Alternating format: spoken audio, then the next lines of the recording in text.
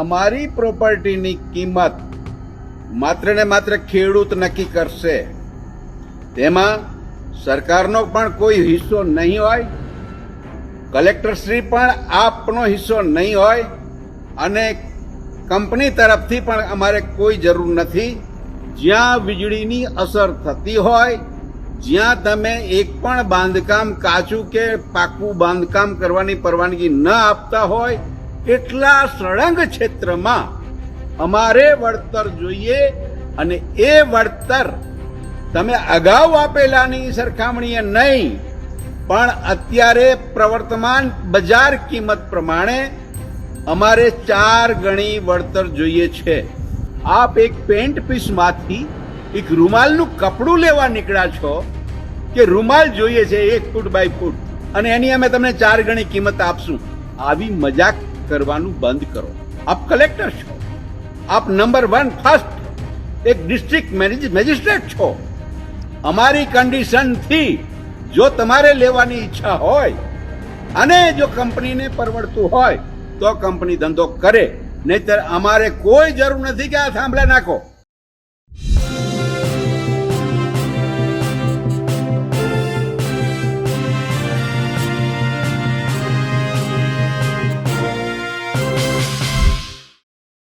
વીજલાઈનના મુદ્દે મોરબીમાં ખેડૂતો આંદોલન કરી રહ્યા છે. ત્યારે ખેડૂત આગેવાન દુર્લભ ગોરિયાએ 4 માંગો મૂકી છે. ખેડૂતોએ કહ્યું છે કે જો કંપની આ 4 માંગો સ્વીકારી લેશે, સરકાર આ 4 માંગો સ્વીકારશે તો ખેડૂતો પોતાની જમીનમાં થાંભલા નાખવા દેશે. નમસ્કાર, હું છું ચંદ્રિકા પુત્ર નિરાલી મહેરિયા. તો આવો સાંભળીએ દુર્લભ ગોરિયાએ કઈ 4 માંગોની વાત કરી છે. નમસ્કાર, હું દુર્લભ ગોરિયા.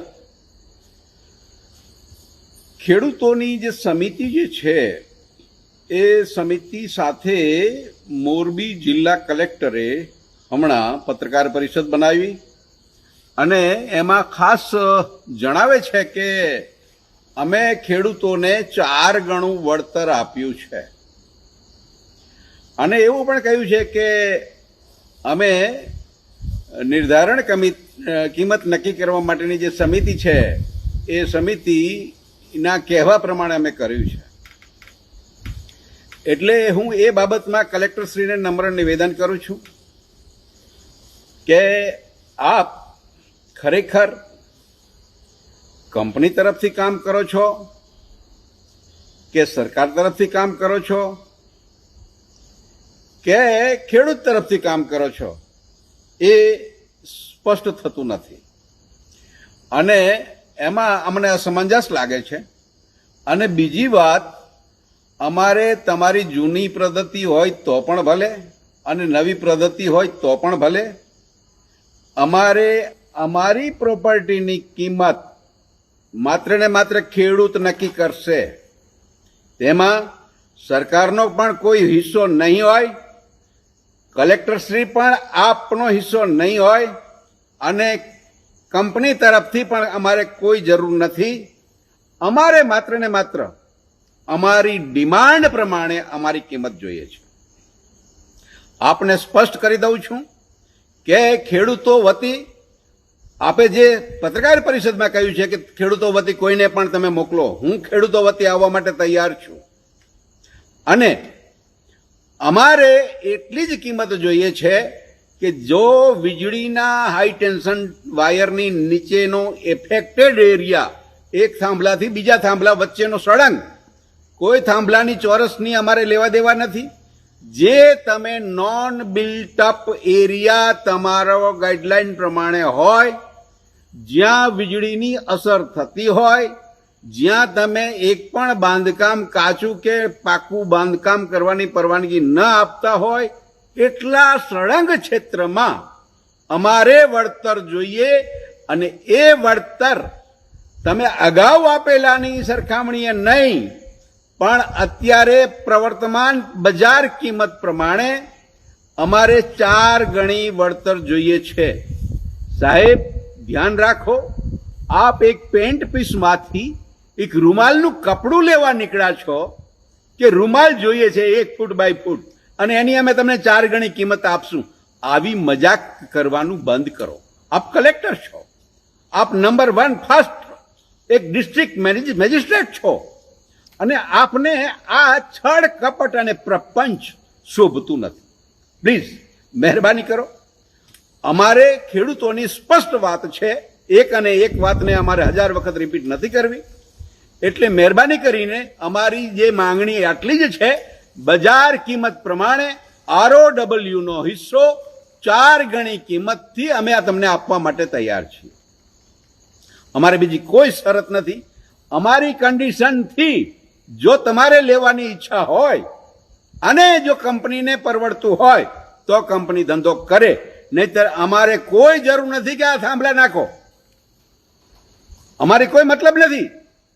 એટલે જો તમારે કામ કરવું હોય, કંપનીને કરાવવું હોય અને અમારી પાસેથી અમારા ખેતરનો ઉપયોગ કરવો હોય તો અમારી શરતે, અમારી કિંમતે, અમારી કોઈ ગેરવાજબી કિંમત નથી. તમારે આખો કટકાના તમે કિંમતના 80% કિંમત ડાઉન કરી નાખો છો અને પછી એ પ્રોપર્ટી અમારે વેચવી કેવી રીતે? અને એ થાંભલો NOC નહીં થાય. અમારે જ્યારે પણ બિનખેતી કરવી હોય ત્યારે થાંભલાની પરવાનગી અમારે લેવાની જરૂર નથી. બાકીની જમીન અમે અમારી રીતે બિનખેતી કરી શકીશું, એ શરતે અમે તમને આપવા માંગીએ છીએ. એટલે મહેરબાની કરીને ખેડૂતો સાથે રમત રમવાનું બંધ કરો. અને સ્પષ્ટ સાથે તમને વાત કરું છું, સરકારને પણ વાત કરીએ છીએ કે જો તમારે આનો ઉકેલ લાવવો હોય તો માત્ર ને માત્ર ROW ના એરિયાના 4 ગણા બજાર કિંમતથી વધારે તમારે આપવાના હોય તો અમને બધાને મંજૂર છે, બાકી અમને મંજૂર નથી. એટલે ખેડૂતોની તમે સ્પષ્ટ વાત સમજી લો. બીજા લાંબા બીજે ગોળ વાતો કરવાની જરૂર નથી. એટલે મહેરબાની કરીને કલેક્ટરશ્રીને વિનંતી છે, નમ્ર નિવેદન છે અને એક નાનામાં નાના માણસનો આદેશ પણ છે, કારણ કે અમે માલિક છીએ. અમારી અસરગ્રસ્ત અમે છીએ. અમારે તમને તમારા ઇન્ડસ્ટ્રીયાલિસ્ટને બિઝનેસ કરવા માટે અમે અમારી જમીન આપી રહ્યા છીએ, તો શરત અમારી લાગે. તમારો નિયમ અમને કોઈ લાગુ પડતો નથી. અમને ઈચ્છા પણ નથી કે તમે અમારા ઉપર નિયમ લાગુ પાડો.